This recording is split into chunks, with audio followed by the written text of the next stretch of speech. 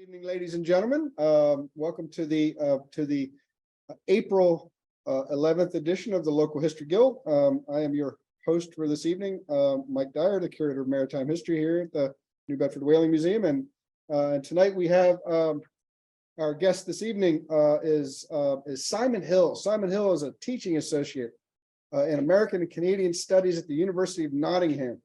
His PhD studied the impact of the American Revolution and the War of Independence upon the port town of Liverpool. Since then, he has worked in uncovering Liverpool's whaling trade and discovered that Liverpool was a leading whaling port in England during the 18th century. He has also served as an acting director of the Liverpool Center of Port and Maritime History. Welcome, Dr. Hill. Oh, Simon will just do Mike. Yeah. Okay. I'm not one to pull titles. Right. Well, I just I didn't know if you had your PhD and if you were in fact a doctor at this point. I didn't want to. Oh yeah, I am. Yeah. Oh, well, great. So, welcome, Simon. Thank you. This is one of these situations where Simon actually contacted us, saying, he was doing whaling research and was interested in whether we wanted to host him as a speaker. This Local History Guild is such a flexible and convenient and effective method for connecting with people and ideas that it just, even though Liverpool whaling itself is not necessarily a local history guild topic for southeastern Massachusetts. It was really pretty much a no-brainer, simply because Simon's doing serious whaling history research, and we're all about serious whaling history research. But Liverpool is a major seaport, 19th century, 18th, 19th, and I presume today as well, 20th century seaport. Yeah, I mean, ironically, Mike, I mean, there's fewer people working down at the docks these days, but from what I hear, the amount of traffic out of it is the highest it's ever been. Sure. Well, I believe that. When we think of British whaling, it's London South Seas whaling. Often it's Hull, it's William Scoresby, from Whitby. If you're a real if you're a real sort of aficionado or serious scholar of the trade, you sort of dig into AGE Jones, and once you've sort of figured out all of his little abbreviations and what they all mean, it's like, oh wow, Liverpool, serious business. Curiously though, we don't really have any art of Liverpool whalers.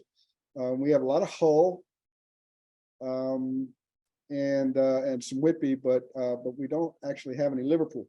But there were some important connections between New Bedford and Liverpool, which I'm gonna share my screen here and run through a little bit of that, just to sort of set the stage for the relationship between these two seaports.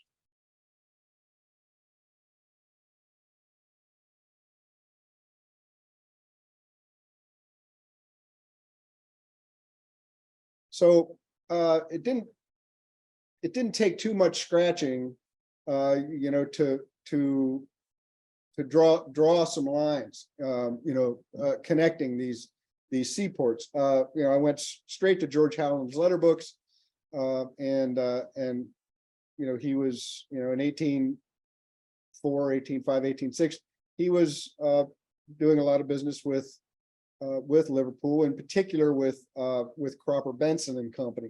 And so I looked into a little bit about Cropper Benson, and lo and behold, James Cropper was a Quaker anti-slavery merchant, and founded a major mercantile house in Liverpool. And George Howland was also a important Quaker merchant. It's not entirely clear what his position was as far as anti-slavery goes. However, he got his start working with William Roach Jr. In Roach's counting house, and Roach was a founding member of the New Bedford Anti-Slavery Society, and then George Howland, of course, named one of his ships the Anne Alexander, and named for Anne Tuke Alexander, who was vehemently anti-slavery and traveled, did a speaking tour through the American South and on the East Coast in the early 18th century, espousing her beliefs in Quakerism and denouncing slavery roundly. So here's George Howland. He's a worldwide merchant, and he broadcasts his belief, on the stern of his ship, the Anne Alexander. And so I think that it's probably pretty safe to say that he was somewhere in the anti-slavery camp, although I can't specifically tie him directly to that. Although his wife Susan was most definitely interested in the anti-slavery movement. Here's just a very brief, one of many letters in George Howland's letter book, dated 1806, talking about Captain Lewis Snow taking charge of the ship Anne Alexander for Liverpool, to apply to Cropper Benson and Co. of Liverpool to assist in the business. So it's obvious that there are significant relations between these people that may go beyond merely business. I don't believe in coincidences myself, and when I start to see Quaker communities and Quaker merchants, I begin to really look for connections there, that there was more to it than simply business. We have this beautiful set of charts in the collection. They're bound, and they were carried by Thomas Bennett, a Fairhaven, Massachusetts master who commanded 10 packet line voyages. The really important U.S. relationship with England as far as maritime trade and commerce went in the 19th century was the packet lines, the regular packets that ran between New York and Liverpool. Thomas Bennett he commanded 10 of those voyages in the Black Ball packet in the 1820s, and he carried this chart, and we have the bound chart. It's right over here on my table. But there was another really important set of New Bedford merchants, Joseph Grinnell and Preserved Fish, who were Quaker merchants who moved to New York and established a really substantial brokerage firm for whale oil that developed into the great swallowtail line of Grinnell, Fish and Grinnell and Minturn, and that was later. It was in the early 1840s, but there were some pretty famous vessels that sailed in that swallowtail line, and these were major movers and shakers in the development of regular communication. So what a packet line was it sailed on time and arrived as on time as it could in the age of sail, back and forth carrying important communication, and then it became a very important conveyance as well for immigrants, for people. Underscoring Liverpool's significance was a substantial manufacturer of navigating instruments, and we have many in the collection here, and they demand a lot more research into the biographies and the business histories of the people who manufactured them. Owen Owens of Liverpool, manufactured this octant. It was carried by Thomas Howland, New Bedford whaling master, in the 1830s. This was a W. Mann octant that was in the Kendall collection, supposedly made in the 1770s. But again, I have to do a little bit more research into the makers. But here are some barometers and a spyglass. James Bassnett of Liverpool was an important manufacturer. Lewis Wolfe was another. And when you go into the maritime collections in New England, they're just full of this transferware, this creamware jugs, that have transferable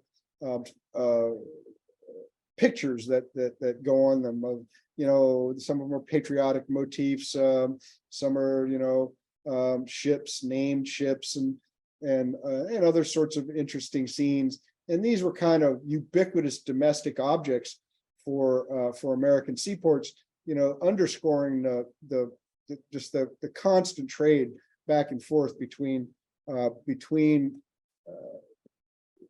two countries. So that's sort of a local history overview of the relationship between New Bedford and Liverpool. But at this point, I'm going to turn it over to Simon Hill, and we're going to learn all about Liverpool whaling. So thanks very much, Simon.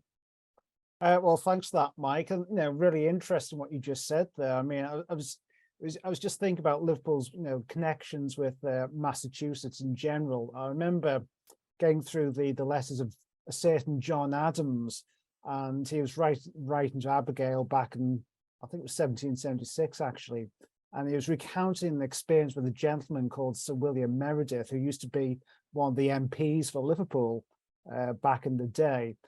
Or rather that John Adams had known Sir William Meredith's barber or something like that. It was a really interesting story. Yeah, and you mentioned different examples of pottery, maritime technology. I mean, one thing that's often forgotten about George and Liverpool is that there was a manufacturing base, and clocks, soap, confectionery, and of course cannons, roperies, and all the rest of it. I suppose part of the reason for that was that Liverpool, well, still is, it's in the northwest region of England. And of course, that was the first region in the country that industrialized during the 18th century. So it all connects one way or another. So thank you, Mike, and for everyone else who is attending today. I'm going to try and crank up the screen share once again to get my PowerPoint up for you.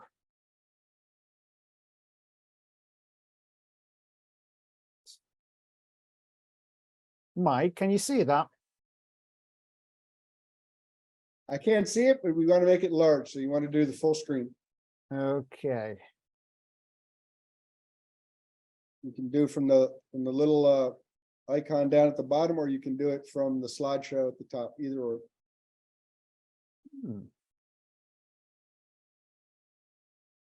How's that?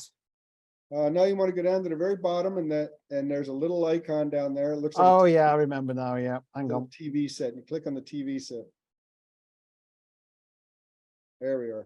All right, excellent. You know what? It's hard to believe. I used to do this regularly. During COVID and lockdowns, we used to do teaching, and it just shows how quickly time goes, doesn't it? How quickly time transpires. Okay, so without further ado, so thank you everyone for turning up. So obviously I'm going to be talking about Liverpool's whaling trade since the 1750s. And I should point out, of course, that I'm based at the University of Nottingham in the East Midlands of Britain. That's, of course, where I work, teaching in the American and Canadian Studies Department. But I'm also a member of the Liverpool Centre for Port and Maritime History. So going corporate, I've got to mention both partners here, as it were. Right. So I just want to say a little bit briefly about what I'm going to be talking about here. So the first thing, and Mike's already done part of this as well, providing a little bit of background on George and Liverpool during the 18th century and its role within the wider Atlantic world. So obviously I'll be talking a bit about the 13 colonies as they were then, and indeed subsequently the United States. But there'll be other parts I'll be talking about too. Then I want to say a little bit on how Liverpool got involved in the whaling industry. And initially it was through the Greenland trade, obviously in Arctic waters. That's where the lion's share, if you like, of Liverpool's whaling trade was concentrated even through to the end of the whaling trade into roughly about the 1820s. This is an area of ongoing research for me because, when we think of Liverpool's maritime history, we don't tend to think so much about whaling. We might think about transatlantic slavery, or if you want more recent examples, like the Elder Dempster shipping line going to the west coast of Africa in the 19th century, in the 20th century, and indeed in the 20th century, the Blue Funnel line sailing to Asia. So we don't tend to think of Liverpool and whaling. It is an ongoing area of research, and only recently, in fact, I've discovered that Liverpool was involved in the southern whale fishery. And by that, of course, I mean, the South Atlantic, the Indian Ocean, and also potentially in the Pacific as well. Now, a few moments ago, I mentioned the year 1750. Just to reiterate, that is when Liverpool started to become actively involved in whaling. But by 1823, it seems that the port, or this is what we know, this is what is often found in the literature. It seems to be the case that in 1823, Liverpool ceased whaling. That was the last year, according to many commentators in the field. That was the final year that a ship left Liverpool for the Arctic. Didn't happen after that.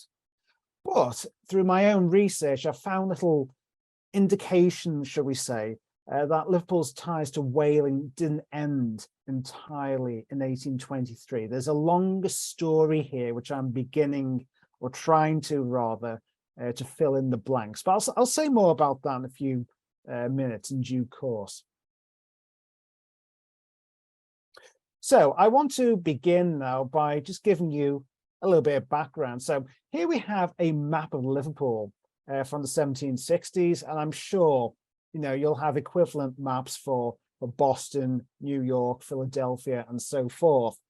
As you can well imagine, Liverpool was a lot smaller back in the 1760s. Obviously, the population is considerably larger today, and of course, urban sprawl has taken place as well. But if you look at the map, obviously, you can see it was a town. Back in the Tudor era, you could walk across it within 45 minutes, but by this time it takes a little bit longer to traverse one side of the town to the other. And of course, it has the building that you see here, that was the town hall, that was the corporation building. But if you follow my cursor here, you will see this blue rectangle. That's the old dock. And that was constructed in the very early 18th century. And of course, it was this facility which, helped Liverpool to become more firmly networked and intertwined with Britain's Atlantic empire.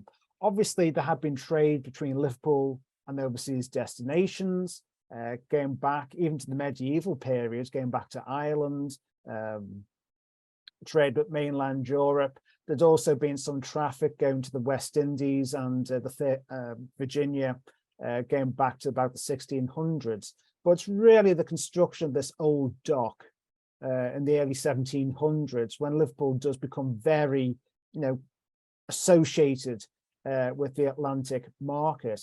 And by the 1750s, the 1760s, you can see that additional docks have been constructed. Incidentally, this one here, which I'm moving around, that's Salthouse Dock. You can still see that today. It's still there. The old dock, which I mentioned a few moments ago, that is still there, but it's all been built over now. But it's actually a bit of a tourist attraction. You can go down into it. So next time you're in Liverpool, book the tour to go on the old dock, and you will see, an 18th century dock, with it's a very interesting few hours down there. Of course, if you went to Liverpool, this, of course, is the River Mersey. We are in northwest England. If you were to go there today, the river's a lot more narrower today than what it was back then, simply because additional docks have been built onto the waterfront. But going back to the 18th century, Liverpool is a very significant port. Going up to the onset of the American Revolution, in terms of the volume of traffic between the British Isles and the 13 colonies, London has the largest traffic as one port to the Americas. The second largest traffic, you might say, that actually belongs to Liverpool in terms of the volume of goods, the number of ships departing, and so forth. So Liverpool does have, in the 18th century, large connections overseas, which did include the 13 colonies. I want to try and broaden this out a little bit. So obviously we have the UK here. This is a map, obviously, for the 20th and the 21st century. But again, the geography is clear enough. So in terms of the number of ships, the volume of shipping leaving or arriving in Liverpool, the largest number was for ships parting for the British Isles. So the Welsh coast, London, Hull, Whitby, Bristol, Glasgow, Glasgow, you get the idea, and that's no surprise really. And Liverpool also had a sizable traffic going over to mainland Europe. So ships departed Liverpool in the 18th century. They went to Portugal, they went to Spain. I'm very much interested in, foodstuffs, fruit, wine. You get that, that sort of merchandise. Of course, Liverpool traded with Northern Europe as well. So, mineral wealth from Scandinavia. And of course, trading in manufactured goods also with what we now recognize as Germany. Liverpool also had other trading partners, and most famously, over to West Africa as part of the triangular trade, the transatlantic slave trade between the British Isles, ships leaving Britain, including Liverpool, going off to the west coast of Africa, selling manufactured goods in exchange for African slaves. And then, of course, the ships would depart the west coast of Africa and then sail over to the colonies in the Caribbean and also what will become the United States. And in terms of the volume of traffic here, I said a few moments ago, Liverpool was the second largest volume of traffic between the British Isles and North America. It was the second largest behind London. By the 1760s, 1770s, Liverpool is the leading English port, British port involved in the transatlantic slave trade. And of course, going back over to the Americas, we cannot forget our partners north of the border. I'm not talking about the Scots here, I'm talking about Canada as well.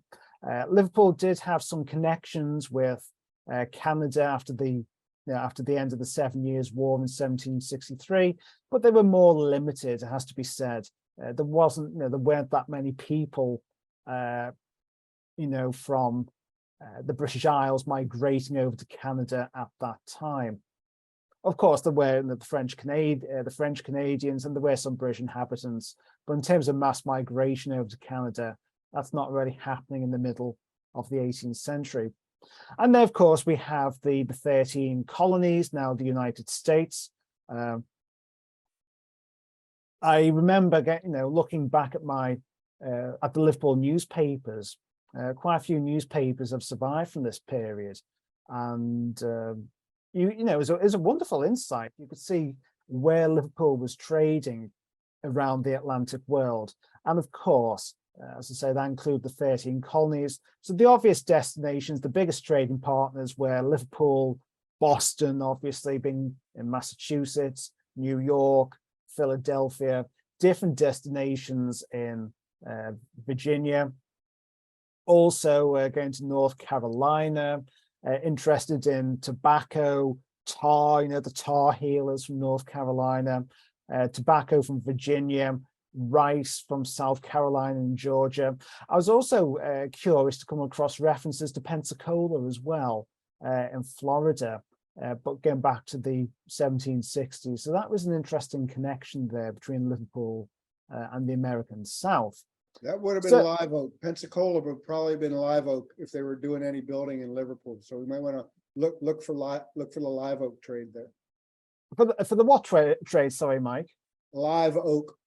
Oh, live oak. Well, that's something I've write down right now. Yeah, look for if they're going to Pensacola, that's live oak country down there, and that's timber. That's shipbuilding timber. Well, that's again, that would all stand to reason. I'll certainly look into that, Mike. It'll be there in the newspapers. But of course, tonight we're talking, mainly about whaling. So I want to say a little bit on the geography of that here. So in terms of where Liverpool was whaling by the second half of the 18th century, it is up in the northern whale fishery, and by that I mean off the coast of Greenland. So you can see roughly where I'm moving my cursor. And of course, a little bit down by the Davis Straits as well, which is on the other side of Greenland. But it has to be said, for reasons that I'm not entirely familiar with just yet, Liverpool didn't send most of its ships to the Davis Straits, most of its whaling ships to the Davis Straits. I think possibly it was a matter of the distance. As I understand it, it was a more difficult journey. Light was more limited, and the Liverpool merchants, felt that they could make. It would seem they felt they could make enough money by going off the coast of Greenland and hunting whales there. A common question I get asked is what species of whale the whalers would try to capture during this era. Back then, they never referred to them as whales, or very rarely they did. Most common phrase were fishers. The Greenland whale fishery. That's a phrase that you'll come across quite often. But one would imagine it would be northern right whales or indeed bowheads. But I'm sure the marine biologists amongst you might be able to help me out there. And of course, not until the 1780s, really, when Liverpool becomes involved in the southern whaling fishery, which takes place in the South Atlantic and elsewhere. Okay, so I just want to say a little bit then about the rise of the port's northern whaling trade. And here is here we have a picture of a Liverpool whaling craft from the late 18th century. And of course, you can get an idea as to what's going on here. The craft, this is the James, the name of this vessel. This vessel obviously sailed up to the Arctic. And of course, you can see what's going on here. There are whales here being hunted. You can see the longboats hunting the whales. But of course, these sailors, they're not just after whales. They are also after seal, blubber, also after polar bears as well. And you can see, pictures of that here. So on the floating icebergs, you can see men at work, and it looks like, there's, dare I say, blood here. It's a pretty gruesome scene, obviously, but it's a very it's a very clear indication as to what is going on. So obviously the whales are being hunted, and also other animals in the polar environment. And of course, well, I'll say more on the products in due course. So I just want to give you an idea, a sense then, about how about the rise and about the rise of the northern whaling trade in Liverpool. So it started in 1750 from some very humble origins. According to parliamentary papers, only one vessel departed Liverpool for Greenland in 1750. Now, I'm not going to give you all the statistics now, but I can tell you it was a growing trade. So to put this into perspective, by 1776, 20 vessels departed Liverpool for the Greenland seas. That's quite a large increase, admittedly over a couple of decades, and the patterns did fluctuate up and down, but generally speaking, it was a growing market. Why was this the case? Well, there's quite a few different reasons for this. So if I think you said, Mike, earlier something about, not there are, there aren't many pictures of whaling craft from Liverpool. The James here is the obvious exception, but you're right, there aren't that many pictures left of them, and indeed there aren't that many business records left from them. The ship's account books. Let me ask you something real quick, Simon. Yeah, go on. Is there a tradition of marine painting in Liverpool generally, or not? Not really, but there are some paintings of the port from the 18th century. There's about 4 or 5 of them that I'm aware of. I mean, I mean, Hull, there were quite a few marine painters from Hull, and that might, in our own history, illustrated logbooks and journals from Provincetown are common, and there are almost none from Sag Harbor. And you have to ask yourself why. And then there's just a tradition, some sort of tradition of art in Provincetown and not in Sag Harbor. So maybe that's something similar for Liverpool and elsewhere. Well, since we're on the subject, Mike, I think I can possibly answer that. Different historians have noted that 18th century Liverpool was not well known for its arts and refinement. What really mattered was money and trade.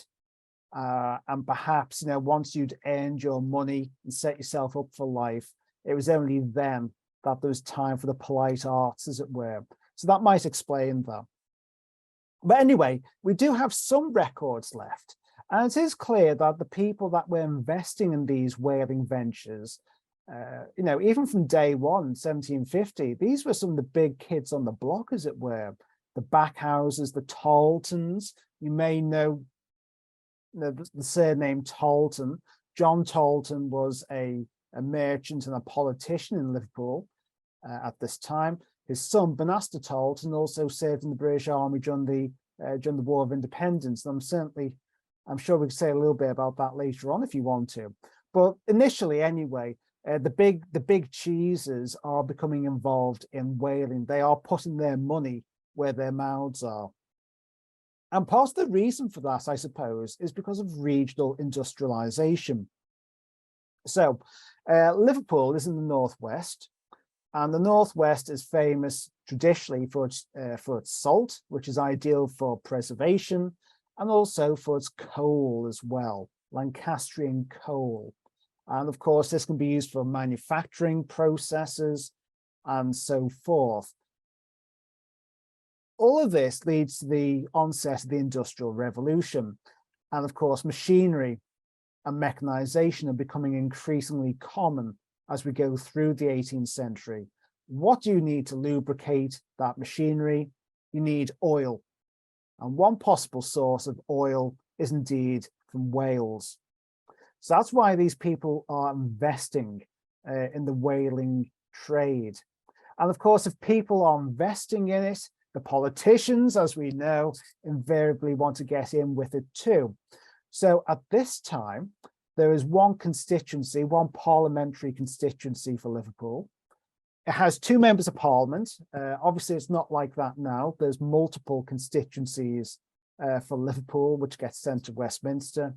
And each constituency has one representative, one MP. But back in the day, back in the 1770s, there's one constituency for Liverpool, bearing in mind it was a lot smaller, but I had 2 members of parliament representing it, Sir William Meredith and Richard Pennant. And they become they're very active on overseas trade matters, clearly, because Liverpool was a major port. But one thing which they do become particularly active on is the whaling bounty. And it's basically a sum that the British government will pay businesses if they go whaling, if they reach a certain quota, or they bring back, to port a certain amount of whaling products, the government will pay the bounty to stimulate the industry. Meredith and Pennant are very keen to ensure that the bounty continues, and they also draft legislation in Parliament to ensure it does. Another reason why Liverpool's whaling trade grows, I think, is because of the lack of local rivals. So Liverpool's on the west coast. Of course, there's other major ports on the west coast at this time. Whitehaven in Cumbria. Further south, you also have Bristol in the West Country. But it would seem that neither of them really took up whaling. It was very much an afterthought for them. So as a result, Liverpool was able to steal the market share, as it were, for whaling enterprises on the West Coast. Another reason why the whaling trade grows, as I'm sure you've very keenly observed, 1776.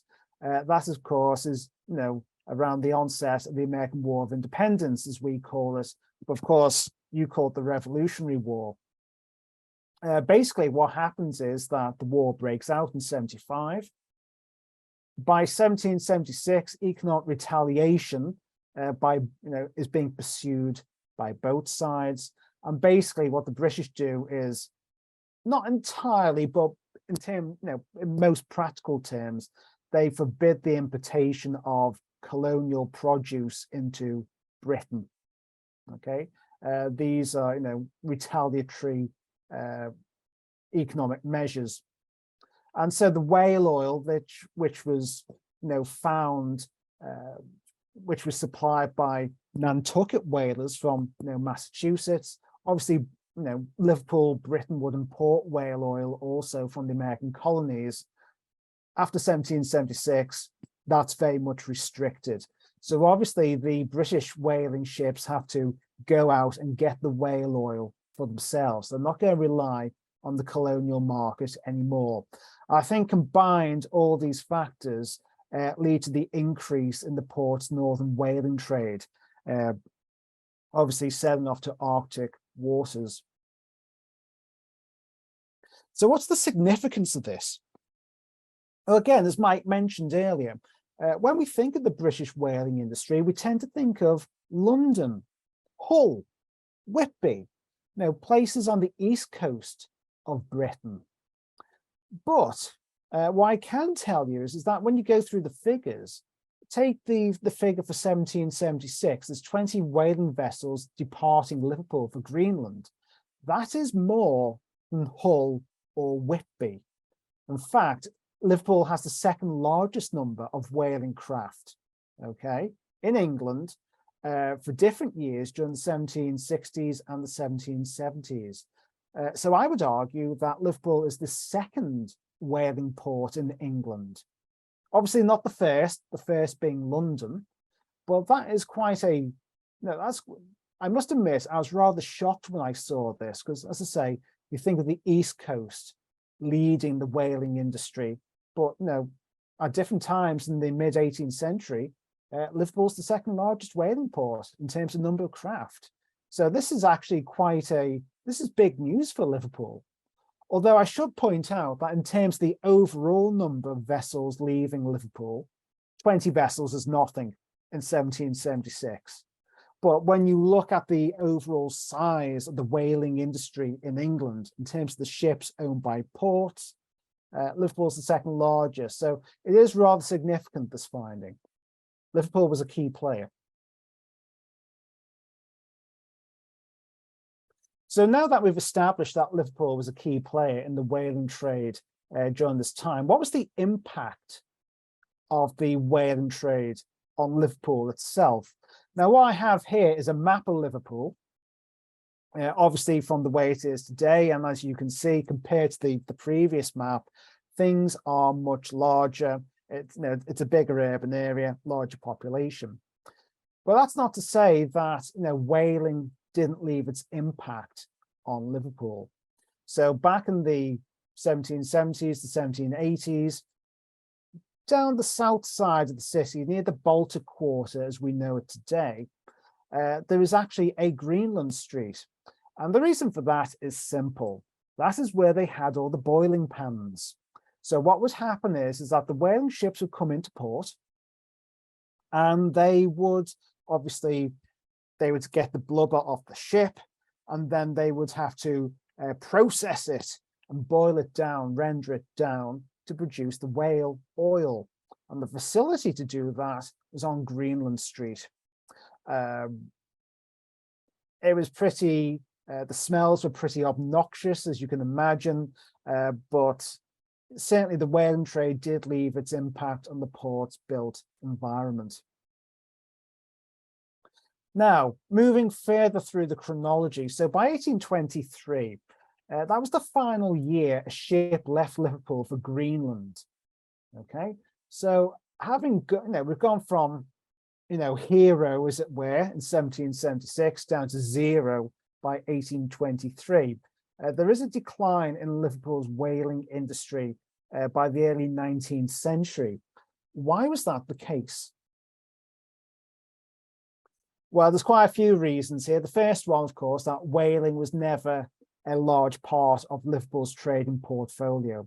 Liverpool traded around the British Isles, Ireland, the Isle of Man, the United States, the West Indies, Africa, you name it, Liverpool was trading there. Whaling was a very small component. Even 20 vessels in 1776, that's nothing compared to the numbers leaving for the British Isles. So in that sense, I suppose it's not surprising the whaling trade declined. The whaling bounty, which I spoke about a few moments ago, that was also cancelled in the 1820s. So the whale traders, the merchants, they lost a lot of money from that. By the 1820s, there were also alternative fuels. So the coal gas industry was beginning to take off. Alternative sources of lighting and heating. You didn't need to go to the, to the dangerous, Arctic territories, as it were. So that was another reason why whaling fell out of fashion. I think also the French wars, the French Revolutionary War, and also the Napoleonic Wars between 1793 and 1815, they also disrupted Atlantic trade, and the whaling trade from Liverpool declined overall during that era. By the early 19th century as well, there's new opportunities opening up for Liverpool. And of course, this is to be found in India and China.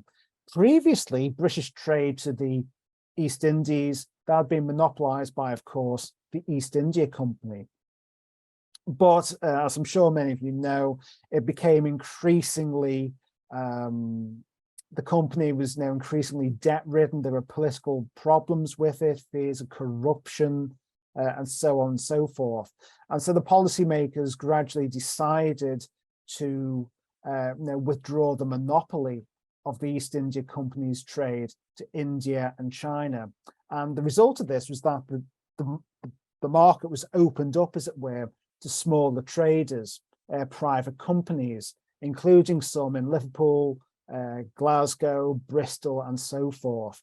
So this is another rival industry that Liverpool, a rival market that Liverpool could and indeed did get its teeth into. A legacy of that is the Blue Funnel shipping line, which, still existed in Liverpool, even going up to the 1960s. And as a result of all this, the declining commercial interest in whaling at Liverpool, invariably the politicians lost interest in whaling at Liverpool too. I just want to say a little bit here, especially since I am talking to a Massachusetts audience. I want to say a little bit now about the southern whale fishery. Obviously, this relates to whaling in the South Atlantic, the Indian Ocean, and indeed the Pacific. Britain's appetite for whale oil was not diminished during the American Revolution. Okay, obviously it became a little bit more difficult to procure because Britain would not import it from the American colonies, but of course the oil was still needed, so it had to come from somewhere else. And of course, whale stocks in the northern fishery off Greenland increasingly became depleted. So Liverpool and other British whaling ports are looking for alternatives elsewhere. Who's going to do this? Well, part of the answer, of course, are Nantucket loyalists, people that left Massachusetts, who were pro-British, and they relocated to England, Wales, and many of them, of course, have been whalers, mariners, and so forth. They had the technical expertise and the knowledge to hunt whales. So they were coming over to Britain after the American Revolution. And, as a result, some of these people are going to be promoting the southern whale fishery. Okay, these are new markets that can be exploited, and these individuals have the expertise. Liverpool eventually does become involved in the southern whale fishery. Now, I just want to give you some figures here. As you can see, Liverpool's involvement in the southern whale fishery is nothing. It's minuscule compared to the northern whale fishery off Greenland. So one vessel departed Liverpool for the South Atlantic in 1781 on a whaling expedition. And then it was many years later until another one departed Liverpool for the southern whale fishery, only two in 1821. So I'm not saying here that the southern whale fishery was a large segment of Liverpool's trading portfolio. It certainly wasn't. But it still needs to be mentioned here, and this is something that's often forgotten in the literature. It's only something that I've only recently become familiar with myself. So you are getting, hopefully, cutting-edge research here, or I'd like to think so anyway. Different reasons for this. Obviously, if you're sailing further southwards, the journeys are longer, they're quite costly, and of course, if you're sailing to South America at this time, there's the possibility that you'll run into trouble with the Spanish Empire. And of course, if you go into the Indian Ocean and also into the Pacific, the British East India Company may not like that either. So there's quite a few reasons why the southern whale fishery didn't really take off for Liverpool.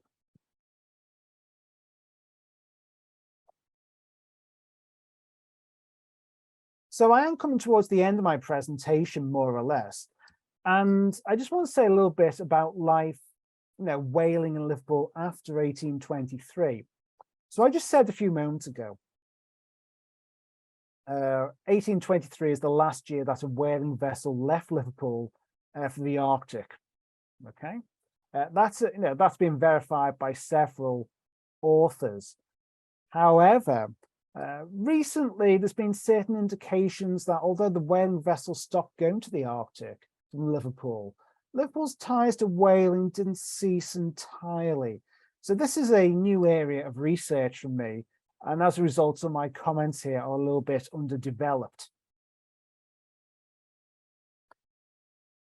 So after 1823, I still think there's a market for whaling-related products. So obviously, oil, including whale oil, is still needed for industrial purposes. It would also find its way into soap. And of course, on Merseyside, we have the Lever brothers import Sunlight, one of the large local companies, still in business today, admittedly under different guises. They are still very much involved in the chemical industry. It's quite possible that whale oil found its way into their products. After 1945, obviously World War II had been quite damaging to the British economy. Britain needs supplies of oil for various, manufacturing processes and so forth. But Britain is also keen to build up its supply of dollars. Obviously, Pax Americana after 1945, Britain still wants to compete with the big boys. So if Britain can earn dollars after 1945, and stash that away, that's good news for the Treasury and the Bank of England. And one way to do that is to, acquire, whale oil or oil generally, including whale oil, and sell that and earn dollars. So, from an economic model and a business model, there are certain indications that Liverpool may still have been involved or had some sort of relationship with whaling products, at least after 1823. I can also give you a family anecdote as well. My granddad, he was a docker in Liverpool. I'm sure it's a similar story in Boston, New York, and Philadelphia. Many people who've relatives have worked down on the docks. Obviously, during World War II, he served in the convoys, but in the post-war era, he started working down the docks doing manual labor. And my mother was telling me a story not so long ago that she remembers as a child in the early 1960s that my granddad came home smelling of this pretty foul substance. And he brought this tooth home with him one day, you know. Anyway, it transpired he'd been cleaning out a whale ship. And that's, of course, that's how he got the tooth. And this is into the 1960s. It would seem that, you know, whaling vessels were still going into the River Mersey by the 1960s. Although I suspect that these were not whaling ships leaving, these were not whaling vessels registered at Liverpool or owned by Liverpool companies. I suspect there was a Norwegian connection here. So like Christian Salvesen, for example, obviously they were still sending out whaling ships going into the 1960s. It would seem that even though they weren't registered at Liverpool, they were still coming into Liverpool to be cleaned or whatever to drop off their produce. So all this is a piece of work in progress. I've also got a picture here of the Jawbone Tavern. That is a pub in Bootle. So that's the northern end of Liverpool. And you can see here the pub was founded in 1802. But if they're not there now, but apparently if you went to the Jawbone Tavern in the 1960s or 1950s, there was a whale's jawbone there. That's where the name comes from. So, Liverpool's ties to whaling, there are certain indications it continues well after the early 19th century. So I'm going to try and wrap this up then. It's no secret that Liverpool's whaling trade is often overlooked. When we think of whaling in Britain, we think of Hull, Whitby, London. It's all on the East Coast. Liverpool, more associated with transatlantic trade, the slave trade, and indeed the Blue Funnel Line going over to East Asia. But what I would argue is that whaling does need to be mentioned in the history of Liverpool. It was more interesting than what we actually thought. Going back to the 1760s and the 1770s, arguably, Liverpool was the second largest whaling port in England. As a result, the port's parliamentary lobby were very active in supporting it. This did have an impact on the port's built environment. As I said, the boiling pans on Greenland Street, the establishment of the Jawbone pub in 1802. And also there is this possible longevity going well past the so-called end date, as it were, in 1823.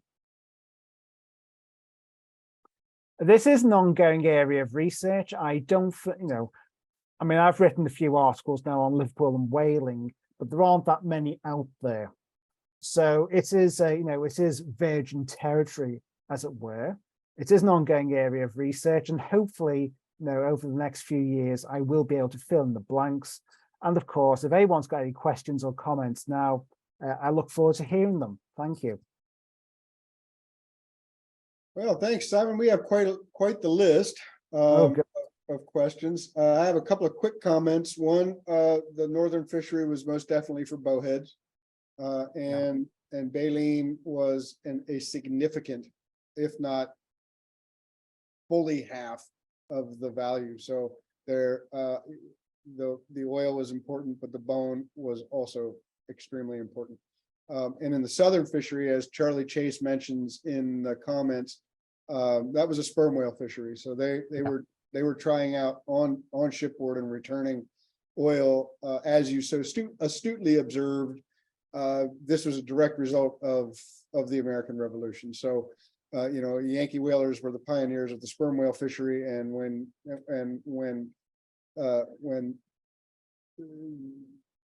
the U.S. separated, they took their whaling knowledge with them, except for these loyalists who ended up in Nova Scotia, and they ended up in Milford Haven and elsewhere, in Havre, So there was a bit of a dispersal of Yankees. But let's get to some of these questions. Dale Chatwin is here. And Dale asked about the canals in Liverpool, and he also asked about whether some northern vessels were diverted to the South Shetlands for sealing in the 1820s. All right, well, thanks for that, Mike and Dale. In terms of the canals, yes, that's a very important aspect here. So obviously, the Sankey Brook, the Bridgewater Canal as well. But of course, the major infrastructure project in the northwest region at this time was, of course, the Leeds-Liverpool Canal, which connected Lancashire with Yorkshire. So basically, what happened was that the Leeds was a manufacturing centre. They wanted to manufacture their goods and then ship it to Liverpool more conveniently, so that these products could then be sold off to different parts of the empire, the Atlantic world. Conversely, Liverpool wanted greater access to the coal of Lancashire for manufacturing purposes. So it was basically agreed between Liverpool and Leeds that they would construct a navigable cut, a canal between both towns. Obviously, they're cities now, and of course, it did eventually get parliamentary consent. Although, as I'm sure you can imagine, different parties, different interests, and there are all these different squabbles about the precise route. So it took quite a few decades for the canal to be finished. But progressively, bits of it were opened up one section at a time. And it was one of these, important arteries within the regional economy. I mean, when we think of Liverpool being an Atlantic port in the 18th century, that was very true. But we shouldn't forget the domestic economy as well. And what was the other question, Mike? Sorry.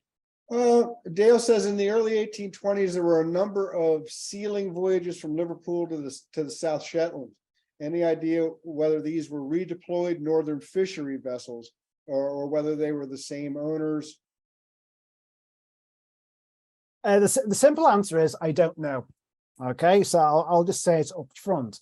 But in terms of the ships themselves, what I can say is that these were, the whaling vessels in Liverpool. They were not, from what I can gather, these were vessels. Whaling was only a seasonal operation, obviously, because of the migratory patterns. So for the rest of the year, they had to do something. So these were vessels that could have been going, around the British Isles. They could have been going off to Europe, possibly over to America. And then when the time came, they had to be retrofitted to suit the demands of the Arctic.